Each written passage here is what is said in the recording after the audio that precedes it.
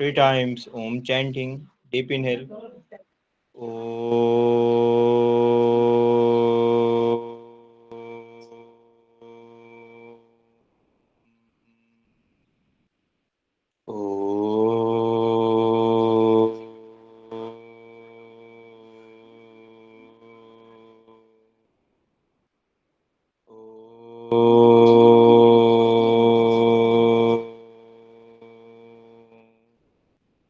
Gayatri mantra. Deep inhale.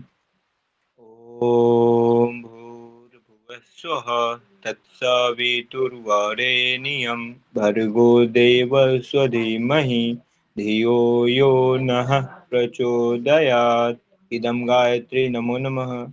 दोनों हाथों को आपस में रब करें, हथेलियों में उष्मा आ जाए, आंखों पे लगाएं। महसूस करें हथेलियों से प्राण ऊर्जा दोनों आंखों में जा रही है। पूरे फेस का मसाज करें। हरिओम तत्सत बोलते हुए दोनों आंखों को खोलें। हरिओम तत्सत।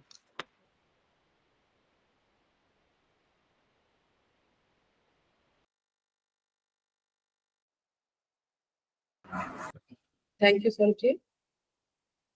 चलिए आज हम क्लास स्टार्ट करते हैं अपनी।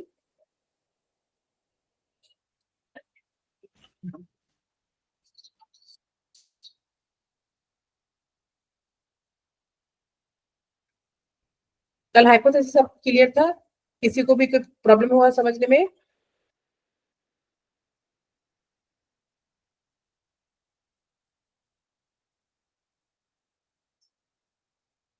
मैम, ये जो नल हाइपोथेसिस है इसे निगेटिव बोल सकते हैं कि नहीं? निगेटिव हाइपोथेसिस नहीं, उसको निगेटिव नहीं बोल सकते हैं। लिखते हम जो है निगेटिव, मतलब नेगेशन में ही होता है स्टेटमेंट, लेकिन इसको हम लोग नल हाइपोथेसिस ही बोलते हैं, निगेटिव हाइपोथेसिस नहीं बोलते हैं। स्टेटमेंट जो दो वेरिएबल्स के बीच में जो रिलेशन रहता है ना, वो निगेटिव ही रहता है, लेकिन हम इसको जो है नल हाइपोथेसिस ही बोलते हैं। ठीक है जी मैम। तो मैम निगेटिव हाइपोथेसिस अलग होता है ना? क्या क्या? निगेटिव हाइपोथेसिस कोई टर्म होता है या नहीं होता है? नहीं, निगेटिव हाइपोथेसिस कोई टर्म नहीं होता है। बहुत बारी जो है क्या होता है ना कि वो एनटीए कंफ्यूज करने के लिए नेट में वो अलग अलग नाम से दे देती है, ऐसे इस तरह का कोई भी हाइपोथेसिस नहीं होता। ठीक है मैम। ठीक है, तो हम लोग जितना सैम्पलिंग पढ़ रहे हैं या जितना हम लोग टर्मोलॉजी पढ़ रहे हैं वही है आपका। अगर कुछ और मिलता है तो उसे कंफ्यूज मत होइएगा। ठीक है,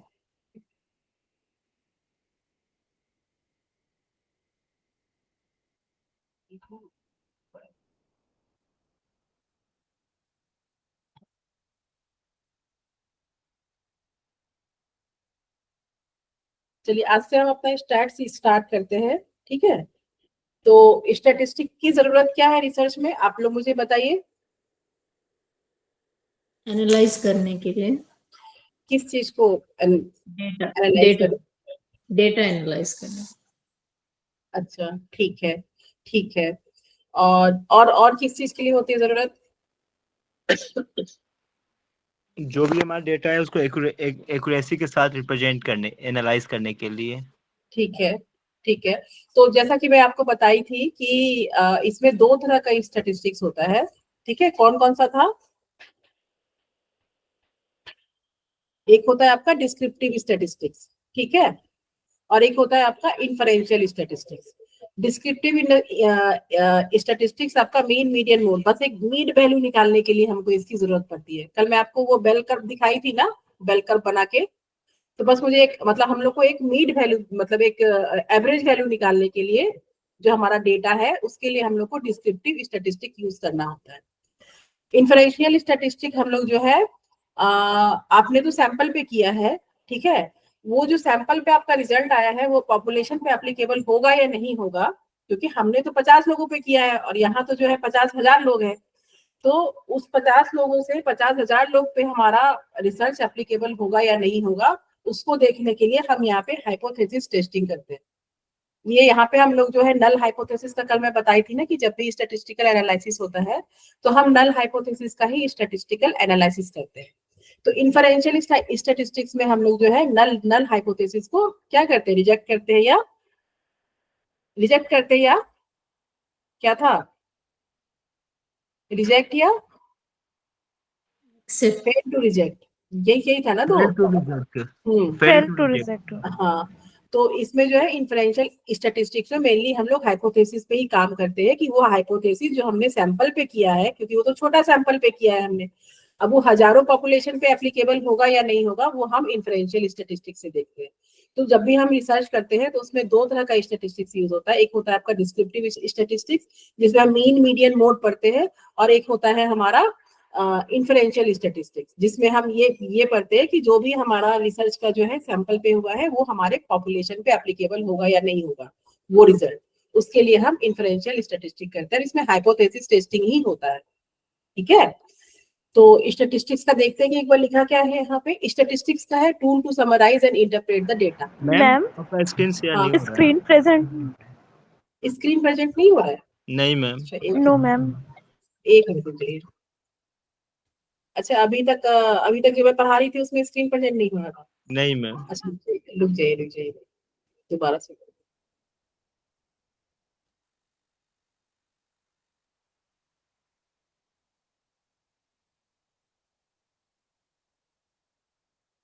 अब हो रहा है? यस जी मैम। मैम। मैम हो गया। ठीक है, तो स्टैटिस्टिक्स क्या है हमारा? Tool to summarize and interpret the data. तो जो भी हमारे पास डेटा है उसको समराइज करना, मतलब जब भी हम उसको समराइज करते हैं ना, एक्सेल शीट पे करते हैं या नहीं तो हम टेबल बना के करते हैं, कहीं ना कहीं हम उसको पूरे डेटा को जो इकट्ठा करते हैं और उसके बाद जो है उसको इंटरप्रेट करते। एक मिनट रुकिए। उसके बाद उस डेटा को इंटरप्रेट करना मतलब जो भी उसमें हमें जो है मीन निकालना है, मोड निकालना है, उसको जो भी हम प्रोसेस से निकालते हैं वो आपका इंटरप्रेट होता है। तो पहले हम उसको समराइज करते हैं। जैसे मैंने आपको एग्जांपल दिया था कि मान लीजिए मुझे आपके क्लास का एवरेज हाइट निकालना है। ठीक है, तो हम क्या करेंगे, सबसे पहले आपका डेटा लेंगे, तो उस डेटा को कहीं ना कहीं तो हमें समराइज करना होगा ना। ठीक है, कि नंबर 1 स्टूडेंट का जो है, और एक चीज होता है आपके रिसर्च में, ये क्वेश्चन भी आया हुआ था आपको, कि रिसर्च में कभी भी डेटा को ना हम ओपन ये नहीं कर सकते। जैसे मान लीजिए कि आप डायबिटीज के ऊपर कर रहे हैं तो बहुत सारा डेटा आपके पास पर्सनल आ जाता है ना। मान लीजिए कि मेरे सैंपल है सौरभ जी के। अब सौरभ जी का डेटा मेरे पास आ गया कि इनका शुगर लेवल क्या है, इनको एंजाइटी कितनी है, इनकी डिप्रेशन कितनी है, इनकी हाइट क्या है, ये कहाँ के रहने वाले हैं। मतलब ये सारा डेटा हम किसी का जब भी लेते हैं सैंपल में, तो हम इसको जो है हम लोग को डिस्क्लोज नहीं करना चाहिए, किसी को बताना नहीं चाहिए, ये प्राइवेट डेटा होता है। कोई भी रिसर्चर अगर किसी से डेटा लेता है तो उसका डेटा जो है प्राइवेट डेटा होता है, वो किसी को बता नहीं सकता है। ऐसा नहीं है कि मैं मतलब सौरभ जी का पूरा डेटा आ गया तो मैंने जो है इवन जो हम लोग का थेसिस भी होता है या एग्जीक्यूटिव सिनॉप्सिस होता है, उसमें भी नाम नहीं आता है, उसमें ABC, उसमें कोडिंग हो जाता है नाम का। ठीक है, जैसे कि मैं आपका डेटा लूंगी तो एज ए रिसर्चर मुझे खुद नहीं पता रहेगा कि आप में से जो है किसका डेटा का क्या क्या ये आया है, जैसे कि वो कोडिंग हो जाता है। जैसे पूजा है, सौरभ है, मीनू है, जीतू है, इस तरह करके बहुत सारा नाम है, तो उसको ABCD में हम कोडिंग करते हैं ताकि आपका डेटा प्राइवेट रहे। कोई भी रिसर्चर को ये राइट्स नहीं होता है कि किसी के भी डेटा को जो है वो डिस्क्लोज करे। ठीक है, तो जब भी हम स्टैटिस्टिकल एनालिसिस करते हैं तो समराइज में ये भी आता है आपका कि जो आपका डेटा है वो किसी को पता नहीं होना चाहिए। कल को आप किसी हॉस्पिटल से भी डेटा लेते हैं तो उस हॉस्पिटल के डेटा को आप कहीं पे जो है यूज नहीं कर सकते। ठीक है, इवन हम लोग थेसिस भी आप किसी का पढ़िएगा तो उसमें आपको नाम नहीं मिलेगा, उसमें कोडिंग हो जाता है। जो भी इंफॉर्मेशन से पता चल जाए कि इस आदमी का है तो उस इंफॉर्मेशन को हम लोग कोडिंग कर देते हैं। और ये इथिकल प्रैक्टिस में, मतलब ये एक अच्छा इथिकल प्रैक्टिस है डेटा को कोडिंग कर देना। तो खुद हम नहीं जानते हैं कि किस बच्चे का डेटा, जैसे मैं स्कूल पे की तो मेरा भी डेटा कोड हो गया 1 2 3 4 5 6, नाम से मुझे नहीं पता चलता। जब मैं एक्सेल शीट खोलती हूँ तो वो 1 2 3 4 5 6 इस तरह से कोडिंग हो जाता है, या ABCD इस तरह से कोडिंग हो जाता है। तो हमारे पास सिर्फ डेटा रहता है, हमें पार्टिकुलर पर्सन का पता नहीं होता है कि किस बच्चे का डेटा आया है। ठीक है, तो हम उसको समराइज करते हैं, फिर उसको इंटरप्रेट करते हैं। तो डिस्क्रिप्टिव स्टैटिस्टिक्स में क्या होता है, statistical procedures that describe the sample. अब जैसे कि मैं आपको बताई कि डिस्क्रिप्टिव स्टैटिस्टिक्स का काम है सिर्फ आपका मीन वैल्यू निकालना, मतलब एवरेज निकालना। क्योंकि जब तक हम लोग को एवरेज नहीं पता चलेगा हम उसमें इन्फरेंशियल स्टैटिस्टिक्स भी नहीं इस्तेमाल कर पाएंगे। तो सबसे पहले हमें डिस्क्रिप्टिव स्टैटिस्टिक्स पे काम करना होता है। ठीक है, इन्फ्रेंशियल स्टैटिस्टिक्स में बता ही थी कि statistical procedures use to make inference about the population, क्योंकि हमने सैंपल पे किया है, एक छोटे सैंपल पे किया है, जब हमें वो हमारे पॉपुलेशन पे एप्लीकेबल होगा या नहीं होगा उसको पता करने के लिए हम जो है इन्फ्रेंशियल स्टैटिस्टिक्स लगाते हैं। तो जब भी आपको स्टैटिस्टिक्स पढ़ते हैं, रिसर्च में करना होता है, तो पहले आपका डिस्क्रिप्टिव स्टैटिस्टिक्स होता है, उसके बाद फिर आपका इन्फ्रेंशियल स्टैटिस्टिक्स होता है। ठीक है, इसमें एक टर्म है आपका पैरामीटर और सैंपल। देखिए, जब भी पैरामीटर होगा तो वो पॉपुलेशन को डिनोट करेगा, पी से पैरामीटर, पी से पॉपुलेशन। तो जब भी जो है इंफॉर्मेशन, देखिए यहाँ लिखा हुआ है ना, पैरामीटर वर्ड जब भी होगा तो वो इंफॉर्मेशन रिलेटेड टू पॉपुलेशन बताएगा। अगर मान लीजिए स्टैटिस्टिक्स में कहीं पे पैरामीटर लिखा हुआ है तो वो इंटायर पॉपुलेशन को रिप्रेजेंट कर रहा है। अगर उसमें सैंपल लिखा हुआ है, देखिए यहाँ पे सैंपल है ना, सैंपल स्टैटिस्टिक्स, तो वो इंफॉर्मेशन बस आपके सैंपल को रिप्रेजेंट कर रहा है। ठीक है, ये ध्यान ध्यान रखिएगा, ये जब आप पेपर भी पढ़ते हैं ना, कोई पेपर अगर पैरामीटर लिखा हुआ है तो वो पॉपुलेशन को डिनोट कर रहा है, और स्टैटिस्टिक्स ये अगर इसमें जो है स्टैटिस्टिक्स है तो वो सैंपल को जो है रिप्रेजेंट कर रहा है। ठीक है, तो ये जो है ध्यान ध्यान रखिएगा इस चीज को। ठीक है, अब डिस्क्रिप्टिव स्टैटिस्टिक्स में आप लोग पढ़ते क्या है, सेंट्रल टेंडेंसी आपने पढ़ा होगा स्टैट्स में भी, मेरे ख्याल से डीआई में भी होगा आपका, तो मीन मीडियन मोड होगा आपका। ठीक है, और ये है measure of spread, range variance standard deviation. आप लोग को पता है क्या क्या होता है, इसका बेसिक पता है कि रेंज क्या होता है, वेरिएंस क्या होता है, स्टैंडर्ड। ये जो स्प्रेड लिखा हुआ है इसका मतलब पता है क्या क्या होता है। मीन मीडियन मोड से तो आप एवरेज वैल्यू निकाल लीजिए कि चलिए मेरे मतलब क्लास का मुझे एक एवरेज मीन हाइट निकालना है, एक एवरेज निकालना है, तो मैंने मीन मीन मीन से निकाल लिया। स्प्रेड क्या होता है? मैम नया है हमारे लिए, हाँ, नया है मैम, ये पहली बार सुन रहे हैं। अच्छा नया है ये, अच्छा ठीक है। चलिए देखिए, range variance standard deviation spread होता है, जैसे मान लीजिए मैं आपको बता देती हूँ एग्जांपल से ही। स्टॉक मार्केट में ज्यादा यूज होता है स्प्रेड। ये जो है, हाँ मैं बताती हूँ आपको, एक बार मैं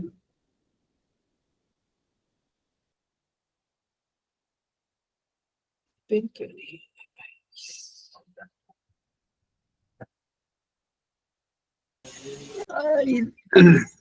स्मॉलेस्ट और लार्जेस्ट वैल्यू का डिफरेंस को भी स्प्रेड करते हैं, क्या क्या स्मॉलेस्ट और स्मॉलेस्ट एंड लार्जेस्ट वैल्यू का डिफरेंस को। हाँ बिल्कुल सही सही सही कह रहे हैं, जो आपका हाईएस्ट रेंज होता है, मतलब जो हाईएस्ट वैल्यू होता है उसको माइनस कर देते हैं लोएस्ट वैल्यू को, तो हमारा रेंज रेंज निकलता है। ये मेरा पेन क्यों नहीं यूज हो रहा है?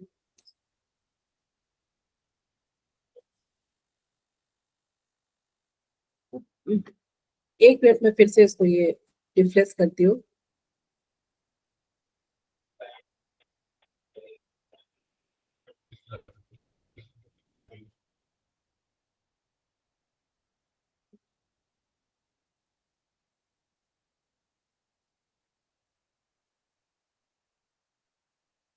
अच्छा चलिए, मेरा पेन पता नहीं क्यों इसका एक्टिव नहीं आ रहा है लिंक ये।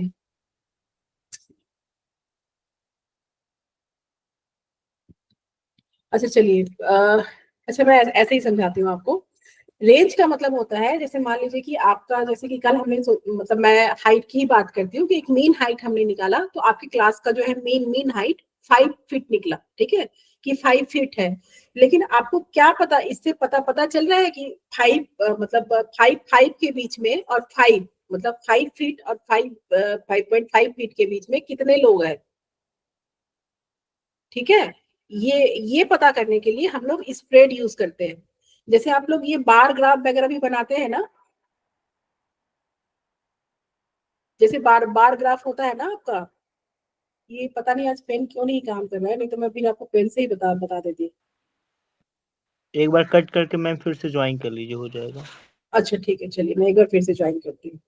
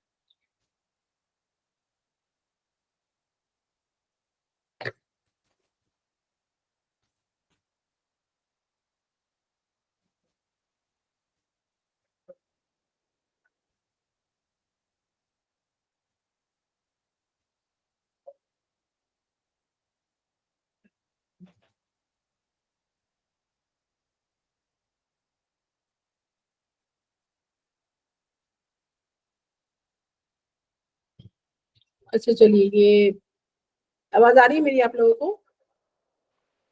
हाँ मैम। अच्छा चलिए, अभी आज हो नहीं रहा है, पता नहीं क्यों। चलिए कोई नहीं, मैं ऐसे ही समझा देती हूँ आपको अच्छे से। देखिए, जब भी हम स्प्रेड का मतलब होता है फैलाव, समझते हैं ना आप लोग? फैलाव, जैसे कि मान लीजिए कि आपका जो है स्प्रेड, स्प्रेड का कहने का मतलब है कि एवरेज हाइट मेरा अगर 5 फीट निकला है, तो 5 फीट से लेके 5.5 फीट या 5 फीट से लेके 6 फीट के कितने लोग हैं, वो हमें स्प्रेड से पता चलता है। ठीक है, हमें मीन वैल्यू, एक एवरेज वैल्यू निकालने के लिए तो हमने मीन मीडियन मोड का यूज किया, लेकिन हमें फैलाव, फैलाव का मतलब होता है कि जो आपका वेरिएशन है, जैसे कि 5 फीट से लेके 6 फीट के कितने लोग हैं, ये हमें रेंज, वेरिएंस और स्टैंडर्ड डेविएशन से पता लगता है। ठीक है, अब जो है 4 फीट से लेकर के 3 फीट के कितने कितने लोग हैं आपके क्लास में, तो इससे मीन वैल्यू से तो हमें एक एवरेज पता चल रहा है ना कि 5 फीट के मतलब जो एवरेज हाइट है आपकी क्लास रूम की, वो 5 फीट है। लेकिन 5 फीट से 4 फीट से लेके 5 फीट के कितने लोग हैं, ठीक है, वो हमें स्प्रेड से पता चलता है। या 5 फीट से लेकर के 5.5 फीट तक के कितने लोग हैं, ठीक है, वो हमें स्प्रेड से पता चलता है।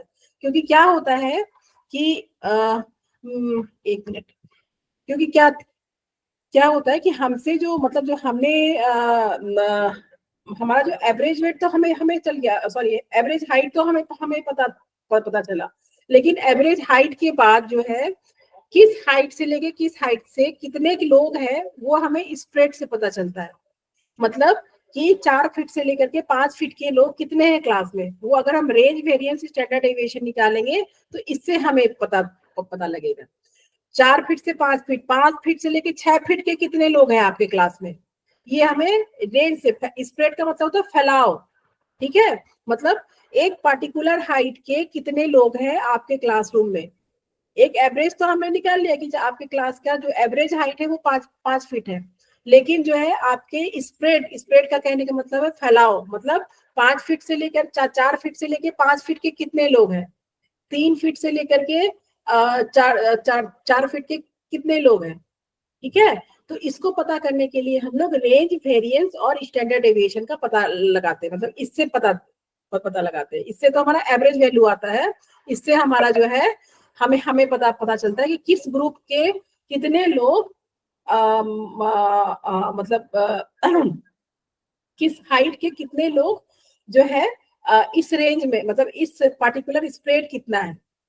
क्योंकि सबका अगर हम 4 फीट से 5 फीट के लोग देखेंगे तो हो सकता है वो 3 ही हो आपके क्लास में। ठीक है, तो उसका फैलाव 3 तक का होगा। अगर जो है मान लीजिए कि जो है 3 से 4 फीट का देखें, हो सकता है उसमें 10 लोग हैं, तो उसका फैलाव क्या होगा, ज्यादा होगा। ठीक है, स्प्रेड मतलब जो है आपका किस मतलब जो ग्रुप निकालते हैं हम 3 से 4 फीट, 4 से 5 फीट, 5 से 6 फीट, तो उसमें जो हम लोग का फैलाव निकलता है, जितना ज्यादा लोग जिसमें रहेंगे उसका फैलाव उतना ज्यादा होगा। ठीक है, तो उसके लिए हम लोग स्प्रेड यूज करते हैं, इस रेंज, वेरिएंस या स्टैंडर्ड डेविएशन का इस्तेमाल करते हैं। आ रहा है समझ में? स्प्रेड का मतलब समझ में आ रहा है? जी मैम। क्या मतलब? तीनों प्रकार से निकाल सकते हैं जो इसका वेरिएशन है।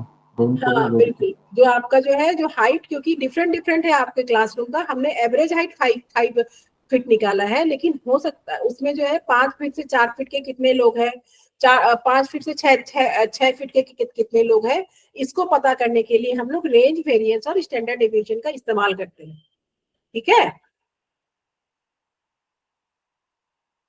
और इसमें स्टैंडर्ड डेविएशन, वेरिएंस और रेंज, इसका फॉर्मूला याद रखिएगा, क्योंकि इस बार से ही मतलब मैं देखी हूँ कि इसमें आपका जो है स्टैंडर्ड डेविएशन का इस बार पूछा गया था आपसे, कि उनको मतलब आपको जो है डिजिट दे दिया गया था और स्टैंडर्ड डेविएशन का फॉर्मूला लगा के आपको स्टैंडर्ड डेविएशन निकालना था। तो इसका फॉर्मूला इसमें पीपीटी में आगे दिया हुआ है, इसको याद रखिएगा। आजकल ये आने लगा, पहले नहीं आता था मैथ से, ये सब आता नहीं था। आता भी था तो थोड़ी क्वेश्चन आता था, कभी भी वो लोग न्यूमेरिकल्स या मैथ्स नहीं पूछते थे। लेकिन इस बार से ये क्वेश्चन आया हुआ है, रेंज, वेरिएंस, स्टैंडर्ड डेविएशन, ये आपको फॉर्मूला याद रखना होगा। ठीक है, याद करके जाइएगा। ये करंट में आया हुआ है तो ये इस बार भी आने के पूरी चांसेस है। ठीक है, अब मीन कैसे निकालते हैं हम लोग, बताइए। मीन कैसे निकालते हैं हम लोग? मान लीजिए आप लोग क्लासरूम में 10 लोग हैं, अगर मुझे मीन निकालना है तो मैं कैसे निकालूंगी? मैम सब total sum of data upon number of data. ठीक है, जैसे मुझे हाइट का मीन निकालना है तो हाइट का मीन कैसे आएगा? मैम तो जितने लोग हैं सबके हाइट को ऐड कर देंगे और जितने लोग हैं उसे डिवाइड कर देंगे। Very good.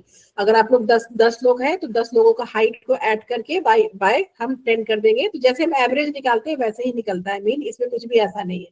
तो इसमें इसका जो फॉर्मूला है आपका सम ऑफ ऑल वैल्यू, जो भी आपका हाइट है, और टोटल नंबर ऑफ वैल्यू, जो भी, जैसे कि मैंने 10 लोग बोला तो 10 लोगों की हाइट और प्लस जो है उनका डिवाइडेड बाय 10 करके जो है ये हमारा क्या हो जाएगा। जैसे कि मान लीजिए आपका हाइट, मैं एक यही एग्जांपल लेके चलती हूँ कि मान लीजिए 1 फीट है, 2 फीट है, 3 फीट है, 4 फीट है, 5 फीट है, तो ये हाइट आपका कितना हो गया? 15 फीट। ठीक है, टोटल वैल्यू कितना है? 5 लोग हैं, 5 लोगों का हाइट दिया हुआ है, तो हम इसको 15/5 से डिवाइड कर देंगे तो हमारा आंसर क्या आएगा? 15/5 का आंसर क्या आएगा? 3 आएगा। ठीक है, तो ये हमारा 3 जो है मीन हो गया। मीन हम लोग अधिकतर यूज करते हैं, अधिकतर हम लोग मतलब मीन वैल्यू यूज करते हैं। कोई केस होता है जिसमें हमें मीडियन या मोड यूज करना होता है। ठीक है, तो हम आगे देखेंगे कि कब हम मीडियन और कब हम लोग मोड यूज करते हैं, लेकिन मोस्टली हम लोग मीन वैल्यू ही यूज करते हैं। मीडियन हो गया, मीडियन कैसे निकालते हैं? मैम जो मिडिल टर्म होता है उसी को हम्म। मिडिल टर्म को ही लिखते हैं मैम। और नंबर के लिए अलग होगा और इवन नंबर के लिए अलग होगा। जी मैम, अच्छा, और नंबर में 2 मिडिल टर्म को ऐड करके उसको डिवाइड कर देते हैं। Very good. और नंबर में 2 मिडिल टर्म को हम ऐड करके उसको डिवाइड, अगर जो है डेटा इवन में है तब तो कोई दिक्कत ही नहीं है। ठीक है, आप इसको आधा आधा बांट दीजिए, मतलब इसको अरेंज करके, जैसे कि ये लिखा हुआ 1 23 3 4 3 5 4, इसको ऑर्डर वैल्यू में जो सबसे छोटा है असेंडिंग ऑर्डर में जाएगा। तो असेंडिंग ऑर्डर में क्या हो जाएगा? ये 1 सबसे पहले आएगा, फिर 3 होगा, फिर 4 होगा, फिर 5 होगा, फिर 23 होगा। ठीक है, फिर इसका हम लोग मिड वैल्यू निकालने के लिए क्या करेंगे? यहाँ तो इजी है, यहाँ तो आपका 2 इधर आ गया, 2 इधर आ गया, बीच में ये आ गया। ठीक है, 1 2 3 4 5, ये तो ऑड का है तो इजी है। इवन का कैसे होगा? इसमें मान लीजिए इसमें 4 के बाद एक चलिए 23 के बाद 24 आ जाए तो कैसे होगा? मैम 4 और 5 को ऐड कर देंगे और डिवाइडेड बाय 2 कर देंगे। वेरी गुड, 4 और 5 को हम ऐड करके जो है डिवाइडेड बाय कितना होगा? 4.5। ठीक है, वेरी गुड। ठीक है, तो ये जो है ये आपका मीडियन वैल्यू आ जाएगा। अगर डेटा आपका जो है ऑड है, मतलब 1 2 3 4 5 में है, तब तो यहाँ पे कोई दिक्कत नहीं है। जो बीच वाला है वो आपका मीडियन हो गया। अगर इवन में दिया हुआ है कि यहाँ पे 6 है तो इन दोनों को ऐड करके 4 + 5 को फिर डिवाइडेड बाय इसको करके उसके बाद फिर उसका मीडियन आ जाएगा आपका 4। ठीक है, इसमें मीडियन आ गया 4, इसमें फिर हम जो है प्लस करके उसका डिवाइड कर देंगे, उसके बाद फिर मीडियन आ जाएगा।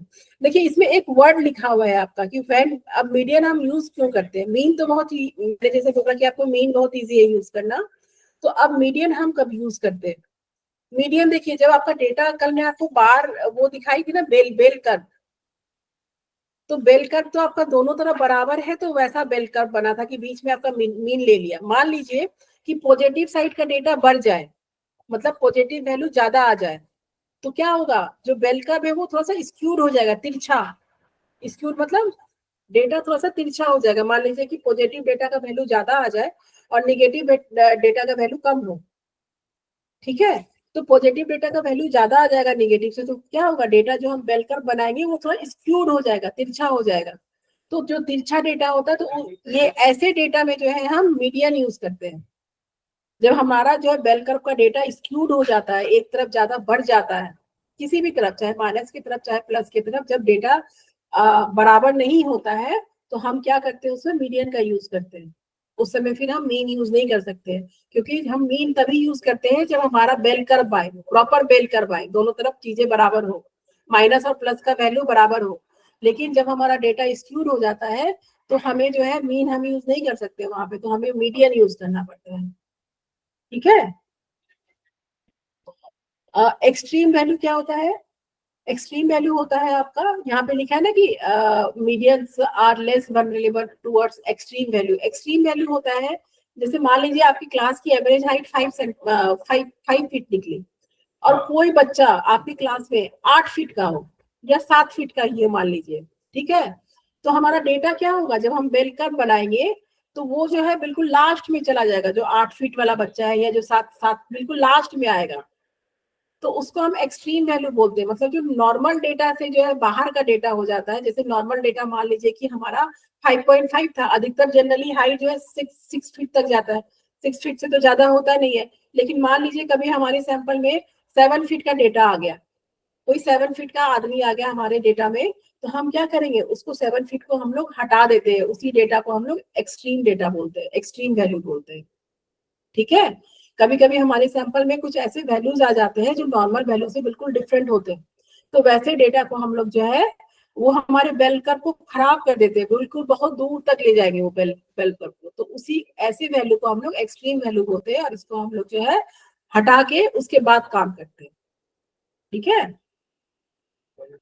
तो मीडियन हम कब यूज करते हैं, जब हमारा बेल कर्व प्रॉपर नहीं बनता है, मतलब दोनों माइनस और प्लस का वैल्यू बिल्कुल बराबर नहीं आता है, प्लस के साइड का या नहीं तो माइनस के साइड का डेटा स्क्यूड हो जाता है। ठीक है। अब जैसे मान लीजिए कि 5 जो है आपका जो क्लास का जो स्ट्रेंथ है, मान लीजिए कि 20 है, ठीक है, 20 क्लास के स्ट्रेंथ में अगर 10-10 हो, मतलब 10 माइनस में आ जाए 10 प्लस में आ जाए, तब तो डेटा आपका जो बेल कर्व बनेगा वो बिल्कुल नॉर्मल बनेगा।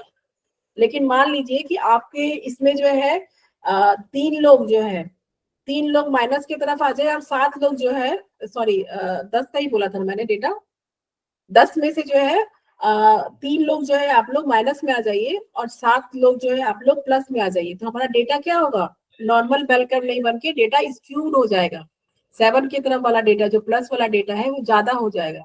तो ऐसे डेटा के साथ हम लोग मीडियन यूज करते हैं। ठीक है।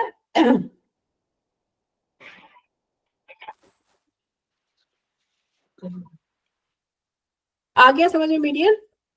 मैम ये हम when data is are skewed median is used, इसका मतलब हम क्या होगा, नीचे वाला तो समझ में आ गया, एक्सट्रीम वैल्यू समझ में आ गया। अच्छा, ये वाला when data are skewed, yes ma'am, skewed ये नहीं समझ स्क्यूड आया। मतलब तिरछा, जैसे मैं आपको बताई ना स्क्यूड का क्या मतलब होता है, जैसे कि नॉर्मल बेल कर्व बनाएंगे तो दोनों तरफ माइनस और प्लस बराबर, कल जो मैं बेल कर्व बताई थी आपको, तो उसमें क्या था, माइनस और प्लस बराबर था, दोनों साइड जो बेल कर्व था हमारा, माइनस का वैल्यू और प्लस का वैल्यू दोनों वो बराबर इक्वल थे। था। अब मान लीजिए कि प्लस का डेटा ज्यादा हो जाए या माइनस का डेटा ज्यादा हो जाए, तो बेल कर्व क्या होगा, स्क्यूड हो जाएगा ना, तिरछा हो जाएगा वो। जी मैम। ठीक है। स्क्यूड का मतलब क्या होता है, तिरछा होता है। तो जब वो एक तरफ का वैल्यू ज्यादा होगा और एक तरफ का वैल्यू कम होगा, तो डेटा स्क्यूड हो जाता है, वो बेल कर्व स्क्यूड हो जाता है। तो उसमें जो है हम लोग मीडियन यूज करते हैं, उसमें फिर हम ना मीन यूज करते हैं ना मोड यूज करते हैं, उसमें हम मीडियन यूज करते हैं। ठीक है। जो भी उस डेटा का अगर हम लोग को मीन वैल्यू निकालना है, एवरेज निकालना है, तो उसमें हम लोग को मीडियन यूज करना होता है, जब डेटा हमारा, जब बेल कर्व हमारा तिरछा होता है। ठीक है। बेल कर्व जो है दोनों तरफ बराबर नहीं होकर के एक तरफ ज्यादा तिरछा हो गया, तो उसको स्क्यूड बोलते हैं। ठीक है। ठीक है। जी मैम। आज मेरा वो काम नहीं कर रहा है, नहीं तो अभी मैं आपको ड्रॉ करके अच्छे से बता देती, पता नहीं क्यों क्या हुआ है आज।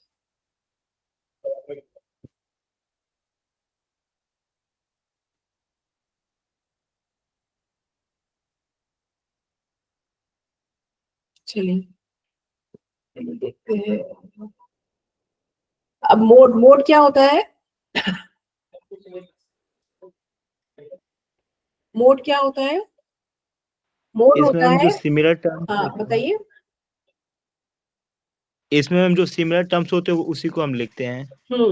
अब मोड हम लोग कब यूज करते हैं? देखिए मोड का सबसे पहले मतलब ये होता है कि जो जिसकी फ्रीक्वेंसी, जो डेटा अगर बार बार आ रहा है, जैसे मान लीजिए कि जो आपके क्लास का हाइट ही मैंने निकाला है, हाइट में जो है 5 फीट का डेटा बार बार आ रहा है। आप लोग जो है 10 लोग हैं, 10 लोग में जो है जो डेटा है 5 लोग जो है आप लोग 5 फीट के हैं, मतलब 5 फीट के जो है 5 लोग हो गए, और 5 लोग ही जो है आप लोग कोई 5.5 है या 4.5 है, इस तरह का है। तब जब उसकी फ्रीक्वेंसी बार बार आ रही है एक ही डेटा की, तो उसमें हम लोग मोड यूज करते हैं। जब हमारा डेटा एक ही डेटा बार बार आ रहा है, जैसे कि यहाँ पे जो एग्जांपल दिया हुआ है कि 1 2 2 3 4 5 4 2, तो जब हम एक ही डेटा का रिपीटेशन, जैसे यहाँ 2 का रिपीटेशन बार बार हो रहा है, ठीक है, तो जब किसी डेटा का रिपीटेशन बार बार हो रहा है तो हम उसमें मोड यूज करते हैं। बार बार हो रहा है, जब जिसकी फ्रीक्वेंसी बार बार आ रही है, रिपीट हो रही है, तो उसमें जो जिस फ्रीक्वेंसी की रिपीटेशन वैल्यू सबसे ज्यादा आ रही है, जो जिसकी फ्रीक्वेंसी सबसे ज्यादा आ रही है, वही हमारा मोड वैल्यू होता है।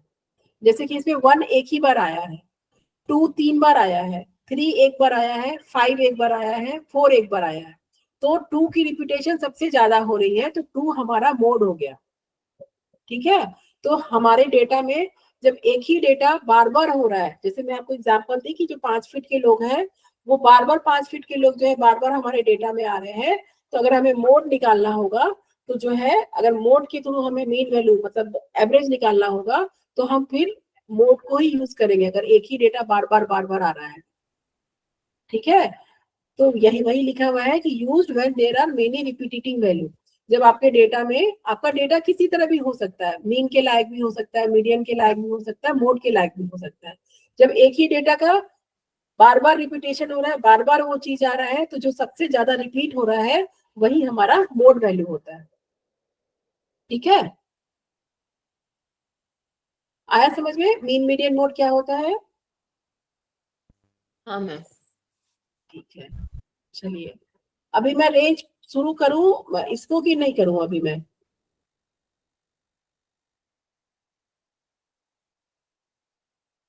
कि अभी मीन मीडियन मोड तक ही रखो इसको? अच्छा चलिए, आपको स्प्रेड समझना था ना, देखिए यहाँ पे दिया हुआ है, इससे आप बहुत बहुत अच्छे से समझेंगे।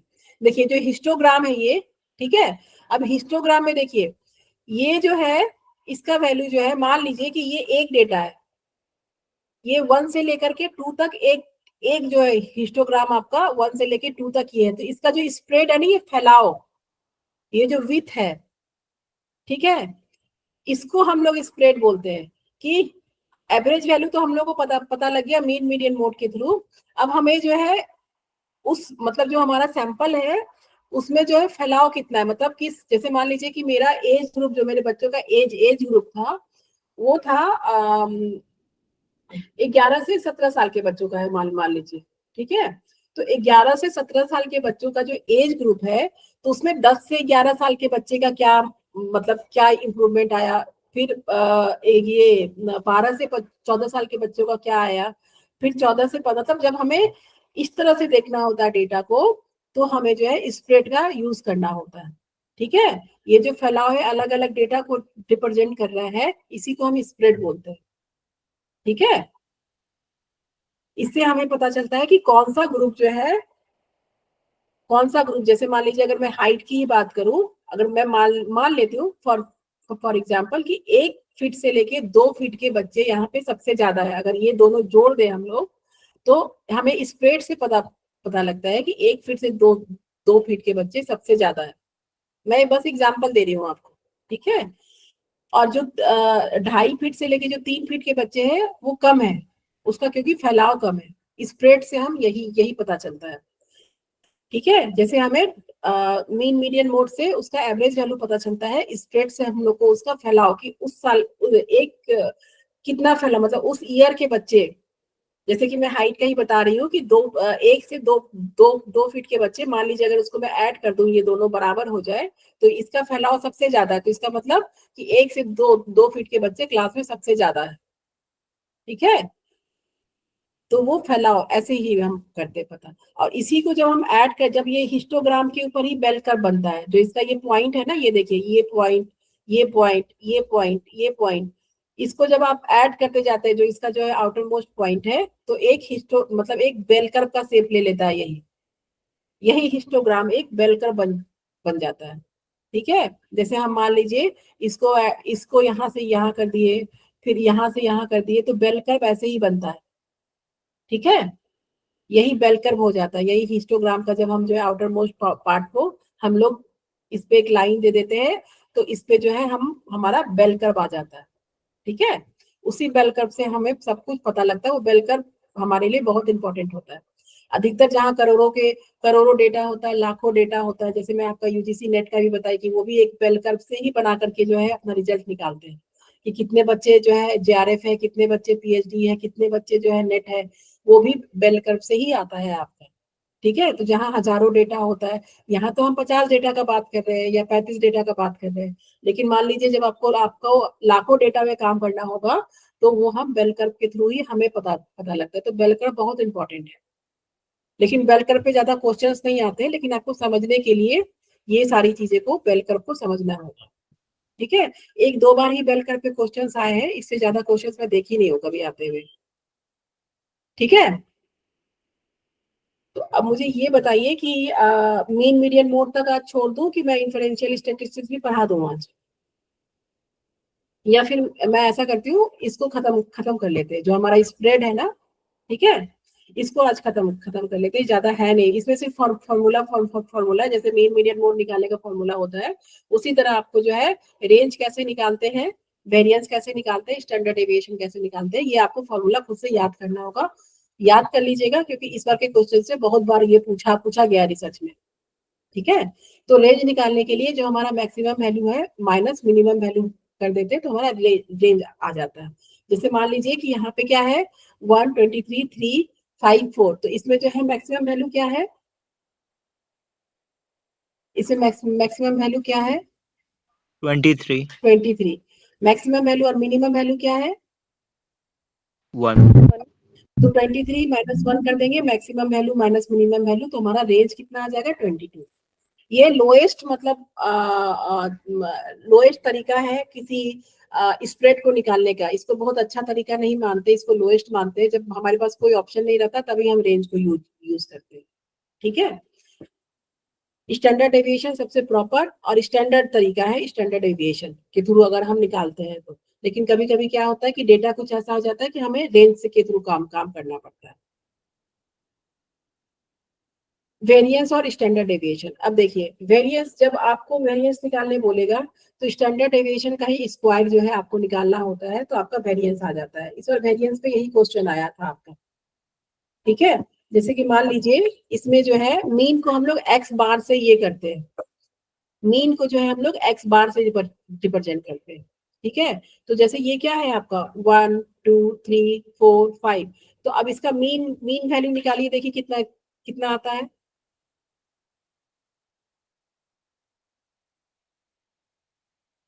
इसका मीन निकाल के देखिए, 1 2 3 4 का कितना आ रहा है,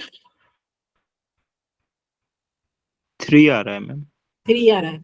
तो 3, जब भी हम लोग को मीन को रिप्रेजेंट करना होता है, तो इसको एक्स बार बोलते हैं। ठीक है, एक्स के ऊपर ये बार है ना, तो एक्स बार कहीं पे भी दिखेगा तो उसको एक्स बार जो है मीन वैल्यू को ही रिप्रेजेंट कर रहे हैं। तो ये 3 हो गया। ठीक है, तो देखिए स्टैंडर्ड डेविएशन का जो है फॉर्मूला क्या है, फॉर्मूला दिख रहा है ये,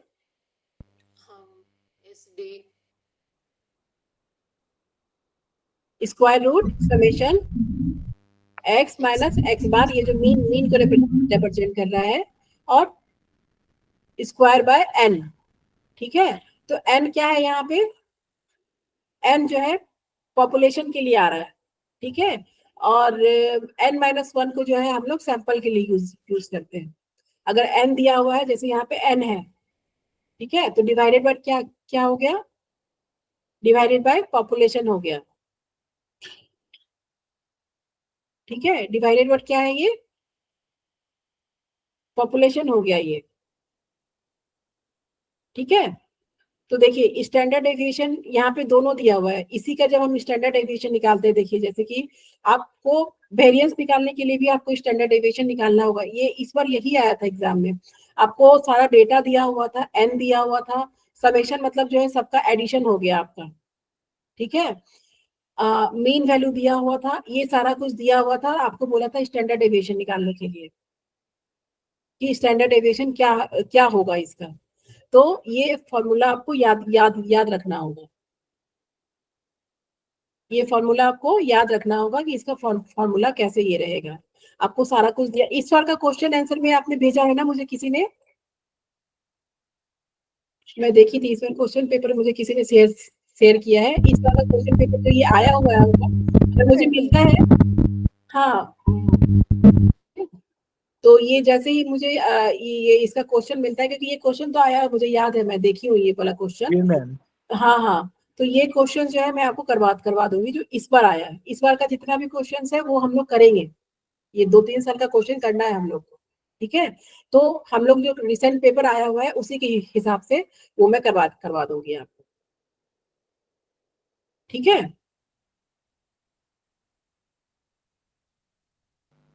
जी मैम। मैम इसको सिग्मा बोलते हैं ना जो रूट में है? हाँ ये सिग्मा बोलते हैं इसको, ठीक है। जी तो मैम, एकदम से याद आ जब पढ़ा था पहले। हाँ ये स्टैट्स में आप लोग पढ़े होंगे, मतलब डीआई में भी पढ़ा होगा आप लोगों ने, मुझे पता नहीं है डीआई में होगा आप लोगों का, ठीक है। तो ये आपको रिसर्च में भी पढ़ना होता है। तो ध्यान रखिएगा कि आपका वेरिएंस और स्टैंडर्ड डेविएशन क्या होता है, मीन मीडियन मोड क्या होता है। और एक क्वेश्चन आया था आपके एग्जाम में कि मीन वैल्यू से जो डिस्टेंस होता है, जो बेल कर्व होता है ना आपका, बेल कर्व बताई थी मैं अभी आपको, तो मीन वैल्यू से जो डिस्टेंस होता है उसको बोलते क्या है। पिछले बार के क्वेश्चन में आया था ये वाला, वो आपका स्टैंडर्ड डेविएशन ही होता है। जैसे मान लीजिए ये बेल कर्व हो गया आपका, तो बेल कर्व जो बीच में मीन वैल्यू से लेकर के जो बेल कर्व का एक्सट्रीम मतलब जो लास्ट वैल्यू होता है उसके वो डिस्टेंस जो है आपका स्टैंडर्ड डेविएशन से ही रिप्रेजेंट करते हैं हम। वो क्वेश्चन करेंगे तो फिर मैं आपको बताऊंगी, उस समय क्वेश्चन तो करना ही है हम लोगों को। तो ये आपको ध्यान रखना है, इसको फॉर्मूला क्या होता है, ठीक है। जेड स्कोर भी आया था इस बार किसी पेपर में। जेड स्कोर जो है कुछ नहीं होता है, ये आपका जेड स्कोर बताता है कि ये आपका लोकेशन बताता है, जो सेल का लोकेशन। जैसे कि हम लोग बेल कर्व बनाते हैं, तो बेल कर्व में जो है एक तरफ माइनस का वैल्यू होता है, एक तरफ प्लस का वैल्यू होता है। तो आपका ये लोकेशन बताता है कि माइनस है या प्लस की तरफ है। डेटा जो है जो हमारे पास है वो माइनस के तरफ है या प्लस के, मतलब ये लोकेशन ऑफ द सेल बताता है। मैंने जैसे आपको बोला ना कि लाखों डेटा पे काम होता है हमारा, मतलब ऐसा नहीं कि हम सिर्फ 30-35 डेटा पे, जब पॉपुलेशन पे काम करते हैं तो लाखों का डेटा होता है। तो लाखों डेटा में जो है हमारा वो माइनस की तरफ था कि प्लस की तरफ था, लोकेशन जानने के लिए हम लोग जेड स्कोर का इस्तेमाल करते हैं, ठीक है। Method to standardize raw score. और कल मैं देखती हूँ ये क्यों नहीं आ रहा है, पेन आ जाता है एक बार तो वो फिर और ज्यादा क्लियर मैं आपको बता देती। जेड स्कोर समझ में आ रहा है, बस ये लोकेशन ऑफ द सेल बताता है। मतलब जो है आपका मेरा जो मुझे जिस डेटा पे मैं काम कर रही हूँ वो डेटा माइनस की तरफ है या प्लस की तरफ है, ठीक है। रॉ स्कोर क्या है क्या मैम, यहाँ पर रॉ स्कोर क्या है? अच्छा, रॉ स्कोर होता है जब आपको मैं बेल कर बताऊंगी ना तो मैं बता दूंगी ये आपका रॉ स्कोर क्या है। एक्चुअली आज मेरा पेन काम नहीं कर रहा है, नहीं तो मैं अभी आपको बता देती, ठीक है। डिग्री ऑफ फ्रीडम आज बहुत ज्यादा मत पढ़िए, डिग्री ऑफ फ्रीडम कुछ भी नहीं है, ये मैं आपको बता दूंगी। अभी बहुत ज्यादा पढ़ने से फिर जो है फिर याद नहीं रहता। आज आप लोग बस इतना ही पढ़िए कि आपका जो है डिस्क्रिप्टिव स्टैटिस्टिक्स में मीन मीडियन मोड का फॉर्मूला क्या होता है, रेंज का क्या होता है, वेरिएंस का क्या होता है और स्टैंडर्ड डेविएशन का क्या होता है। और फिर जब हम क्वेश्चन आंसर करेंगे तो फिर हम जो है इस पे काम करेंगे, ठीक है। एक बार मैं ये भी देखती हूँ कि मेरा वो पेन क्यों नहीं काम कर रहा है इसकी। तो इतना सबको समझ में आ गया, मीन क्या है, मीडियन क्या है, मोड क्या है, रेंज क्या है, वेरिएंस क्या है, स्टैंडर्ड डेविएशन क्या है, इतना समझ में आ गया सबको। जी मैम। देखिए इसमें कुछ भी नहीं है, सारा कुछ भी समझने के लिए नहीं है मेरे ख्याल से, बस आपको याद करना है कि इसको निकालते कैसे है। जैसे इस बार स्टैंडर्ड डेविएशन भी पूछा है आपसे, वेरिएंस भी पूछा है, तो आपको ये पता होना चाहिए कि इसका फॉर्मूला, अब ये बार बार पूछेगा। जब भी नेट का सिलेबस बोलते हैं ना चेंज होगा या ज्यादा टफ होगा, तो उसमें आपका ज्यादा टफ सबसे ज्यादा रिसर्च का ही पेपर होगा, ठीक है ना, क्योंकि रिसर्च के ही, मैं देख रही हूँ रिसर्च के ही क्वेश्चंस का जो है लेवल बढ़ता जा रहा है, ठीक है। तो पहले ये सब आता नहीं था आपके योगा के पेपर में, लेकिन आजकल आना शुरू हो गया। पहले बिल्कुल डायरेक्ट क्वेश्चन आता था, थ्योरी वाला क्वेश्चन आता था, ये प्रैक्टिकल नहीं पूछते थे आप लोगों से, ठीक है। तो अब इसको भी पढ़ना है हम लोग को, रेंज, वेरिएंस, स्टैंडर्ड डेविएशन, ठीक है। जेड स्कोर भी हो ही गया, जो मैंने बता दिया आपको। तो हमें हरी मैम जगह पूछने लग गया जेड आवाज। स्कोर बता दीजिएगा, क्या क्या क्या? जेड स्कोर जो बताया थोड़ा सा बता दीजिएगा। अच्छा, जेड स्कोर में बता दूं आपको, अच्छा ठीक है, मैं बता देती हूँ। जेड स्कोर होता है, जैसे मान लीजिए कि ये 3 है ना, 1 2 3 4 5। अब इधर का डेटा क्या होगा? निगेटिव होगा, ठीक है। इधर का डेटा क्या होगा? पॉजिटिव होगा। ऐसा ही होगा ना। जो आपका 3 तक का डेटा है, ये वाला लेफ्ट साइड वाला, ये क्या होगा? निगेटिव डेटा होगा। और इधर का डेटा क्या होगा? पॉजिटिव डेटा होगा, ठीक है। तो अब अगर मुझे मान लीजिए कि मेरे पास 1 लाख डेटा है, और मुझे पता करना है कि 1 से लेके 2 तक का जो डेटा है वो निगेटिव है कि पॉजिटिव है, ठीक है। तो ये लोकेशन बताता है, मतलब लोकेशन कहने का मतलब है कि जेड स्कोर निकालने से हम लोग को ये पता चलता है कि ये डेटा किस तरफ का है, निगेटिव के साइड का है कि पॉजिटिव, मतलब लेफ्ट साइड का या राइट साइड का है। जेड स्कोर जो है आपका लोकेशन ऑफ द सेल बताता है। लोकेशन ऑफ द सेल मतलब माइनस है, इधर का जितना सेल का वैल्यू है वो माइनस में है, इधर का जितना का सेल का वैल्यू है प्लस में है। तो जेड स्कोर निकालने के लिए हम लोग को जेड स्कोर, जब हमारे पास लाखों डेटा होता है तो जेड स्कोर से पता चलता है कि ये डेटा किस साइड है, माइनस की तरफ है या प्लस की तरफ है, ठीक है। जी मैम। तो अभी हम बहुत सारा चीज नहीं पढ़ेंगे, क्योंकि फिर वो मिक्स हो जाता है, थोड़ा थोड़ा करके ही पढ़ना है हम लोगों को।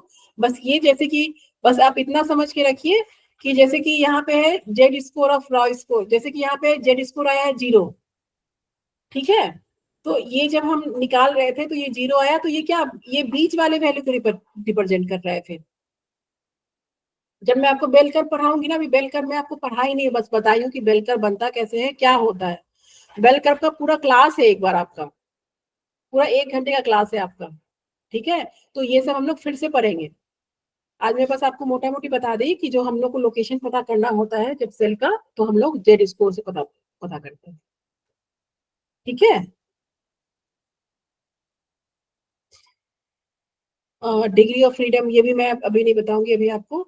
अभी बस इतना ही पढ़िए आप लोग कि डिस्क्रिप्टिव स्टैटिस्टिक्स में mean, median mode, range, variance और स्टैंडर्ड डेविएशन, ये आप लोग पढ़ के रखिए। कभी भी हम लोग किसी दिन भी क्वेश्चन कर लेंगे इसको, ठीक है। इसमें कोई दिक्कत है तो आप पूछिए, बाकी तो जो चीज बचा हुआ है वो मुझे फिर से पढ़ाना है आपको। इसमें कोई दिक्कत है मीन, मीडियन मोड या रेंज, वेरिएंस, स्टैंडर्ड डेविएशन, तो मेरे से पूछिए आप।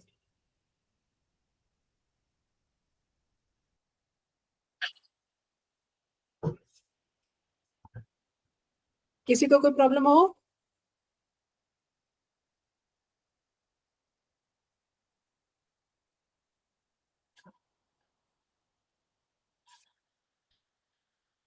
किसी को भी?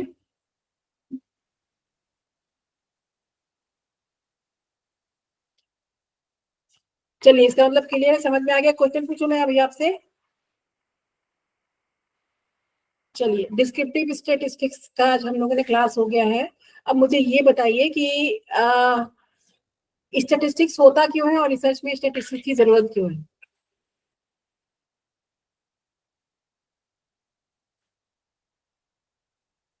ऑडिबल हूं मैं आप लोग? जी मैम। मैम बताइए कोई भी एक। मैम स्टैटिक्स जो है एक तरह से टूल है जो डाटा को समराइज करता है। ठीक है, वेरी गुड। और समराइज करता है और एनालाइज करने की कोशिश करता है मैम। बिल्कुल, उसको हम इंटरप्रेट भी करते हैं, ठीक है। स्टैटिस्टिकल आपका कौन कौन सा है आपके, अगर मैं रिसर्च में स्टैटिस्टिक्स का इस्तेमाल करूं तो कितने कितने टाइप्स के जो है स्टैटिस्टिकल कॉन्सेप्ट है?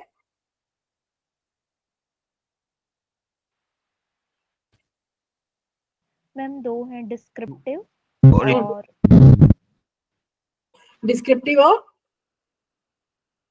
इन्फ्रेंटियल। इन्फ्रेंशियल, ठीक है, डिस्क्रिप्टिव और इन्फ्रेंशियल, ठीक है, चलिए, वेरी वेरी गुड। डिस्क्रिप्टिव में क्या क्या आता है आपका? मेन मीडियन मोड और मीन मीडियन मोड और स्प्रेड भी है ना आपका? डेविएशन एस्ट। निष्ठा जी बताइए आप, स्प्रेड में क्या क्या आता है? मैम स्प्रेड में हमारे 3 आते हैं, range, variance, SD, standard deviation. तो मीन का ठीक है। फॉर्मूला है, ठीक है, वेरी गुड, ठीक है। सौरभ जी आप मुझे बताइए मीन कैसे निकालते हैं? Mean ma'am sum of all values divided by number of value Jyoti ji, हाँ ठीक है, चलिए, वेरी गुड। ज्योति जी आप मुझे बताइए मीडियन कैसे निकालते हैं? How do you calculate the median? Median मतलब मिडल नंबर होता है। हाँ, मीडियन मतलब मिडल नंबर, ठीक है। मिडल तो नंबर लेना। मिडिल में दो है ना आपके, एक इवन नंबर में है, एक ऑड नंबर में है, ठीक है। तो ऑड नंबर में तो मिडिल वैल्यू आपका आराम से आ जाएगा, इवन में कैसे कैसे करेंगे? 2 नंबर्स जो मिडल में 2 नंबर्स आते हैं उनका प्लस करके डिवाइडेड बाय 2। क्या क्या क्या? जो बीच में मिडल में जब इवन नंबर होता है तो हाँ हाँ जो 2 नंबर्स होते हैं उनको हाँ प्लस करके हाँ हाँ, बाय 2। दोनों नंबर को ऐड करके जो नंबर हमारा आएगा वही हमारा मिडिल वैल्यू मतलब मीडियन होगा। नवनीत जी आप मुझे बताइए मोड कैसे निकालते हैं?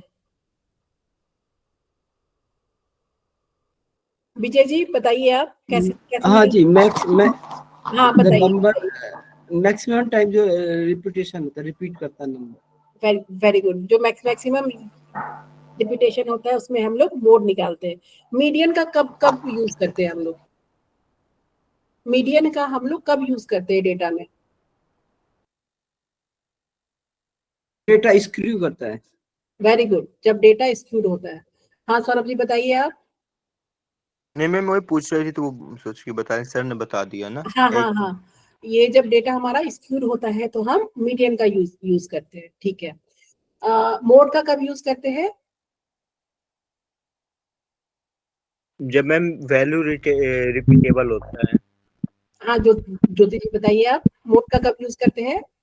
जब रिपीटेशन होता है वैल्यूज का। जब जब वो बार बार फ्रीक्वेंसी उसकी जो है रिपीट होती है तो हम लोग मोड का यूज करते हैं, ठीक है। तो ये था आज आपका क्लास, मीन मीडियन मोड। और स्प्रेड में आपको बता दी कि स्प्रेड क्या होता है, हमें अपने डेटा को समझने के लिए कि हमारा डेटा लो मतलब जो डेटा है हमारा वो कितना सारा है हमारे इसमें। जैसे कि किसी एज ग्रुप का, मान लीजिए जैसे मैंने आपका हाइट का ही बताया था कि मान लीजिए आपके क्लासरूम में हाइट का ही अगर मैं बात करूं तो 4 से लेके 5 फीट के लोग बहुत बहुत सारे हैं। तो जो स्क्यूड है मतलब जो सॉरी जो स्प्रेड है वो 4 से 5 फीट के डेटा का ज्यादा होगा, ठीक है। तो वही हमारा उसी इसको निकालते कैसे हैं हम, जो स्प्रेड को निकालने का तरीका क्या क्या होता है? Range, variance and standard deviation. Very good, range, variance और स्टैंडर्ड डेविएशन। जब भी हमें डेटा का स्प्रेड निकालना होता है तो हम ये 3 चीज से निकालते हैं, ठीक है। तो इतना चीज हम लोगों ने आज पढ़ा है। मैं कोशिश करती हूँ कि अगर मुझे क्वेश्चन पेपर मिल गया, मेरे पास एक्चुअली पूरा फोल्डर ही है, तो अगर वो क्वेश्चन पेपर मिलता है मुझे रिसर्च का जो इस बार आया हुआ था आपका, तो इसको कल कल जो है एक बार प्रैक्टिकल करके उसके बाद फिर सौरभ जी आप अपना प्रेजेंट कर लीजिए, ठीक है। चलिए, तो आप लोग का कल का जो है क्लास का मैं बता ही दी हूँ कि वैलिडिटी और रिलायबिलिटी आप लोग को प्रेजेंट करना है, आप लोग प्रेजेंट करेंगे। विजय जी आप कौन सा करेंगे प्रेजेंट टॉपिक? आप खुद से चुनिए आपका टॉपिक क्या होगा। विजय जी क्लास में है आप? मैम आप ही बता दीजिए मैम। अच्छा मैं ही आपको अलॉट कर दूं, ठीक है। चलिए तो फिर इनका सौरभ जी और निष्ठा जी का कंप्लीट होने दीजिए, तो फिर मैं आपको एक टॉपिक दे दूंगी, ठीक है। जी नवनीत जी आप कौन सा टॉपिक लेंगे? पता नहीं अभी। हाँ I don't know right now. चलिए मैं आपको टॉपिक खुद ही दे दूंगी। ज्योति जी आपका? सर आप कर दीजिए ना। ठीक है चलिए, तो मैं टॉपिक आप लोग में डिवाइड करके खुद ही दे दूंगी। देखिए जो टॉपिक कल है, एक में बॉयज का ग्रुप बना हुआ है, एक में गर्ल्स का ग्रुप बना हुआ है। निष्ठा जी को जो है निष्ठा जी आप कोऑर्डिनेट कर लीजिए ज्योति जी से, आप दोनों को मिल करके अपना प्रेजेंटेशन देना है। सौरभ जी, विजय जी और नवजीत जी, आप लोग तीनों को मिलके अपना प्रेजेंटेशन देना है, ठीक है? इससे आप लोग का एक ग्रुप डिस्कशन भी और आप लोग के जो डाउट्स होंगे वो भी आप लोग को कंफर्म हो जाए, ठीक है? वो भी हम सॉल्व कर लेंगे। विजय जी कुछ बोल रहे हैं आप? पीपीटी सर व्हाट्सएप में ही कर निष्ठा जी मैम। हम बताइए। आप पीपीटी व्हाट्सएप में ही शेयर कर दीजिएगा तो थोड़ी हेल्प हो जाएगी, क्योंकि काफी स्क्रीनशॉट में ना क्लियर दिखता नहीं है मैम। नहीं कोई नहीं, इसके लिए आप निश्चिंत रहिए, मैं सारा का सारा जितने स्लाइड्स है ना मैं आज ग्रुप में डाल दूंगी, ठीक है? Okay ma'am. वो मैं ग्रुप में ही डाल दूंगी स्लाइड्स को, ठीक है? चलिए, और कोई प्रॉब्लम आप लोग को, कोई डाउट हो? अभी तो नहीं है मैम। अच्छा अभी नहीं है, चलिए कल होगा, ठीक है? चलिए कोई नहीं, तो आज हम क्लास यहीं पे जो है एंड करते हैं और कल मिलते हैं। फिर कल आप लोग का प्रेजेंटेशन है तो फिर आप लोग ये ज्वाइन कर लीजिए, ठीक है? चलिए ओके। मैम मैम हेलो, हाँ जी, जी नमस्ते मैम। नमस्ते बताइए। मैम ये रिकॉर्डिंग ऑफ करने के बाद आप मुझे वो कर दीजिएगा को होस्ट। अच्छा ठीक है, पक्का मैं करती थैंक यू हूँ जी। Thank you.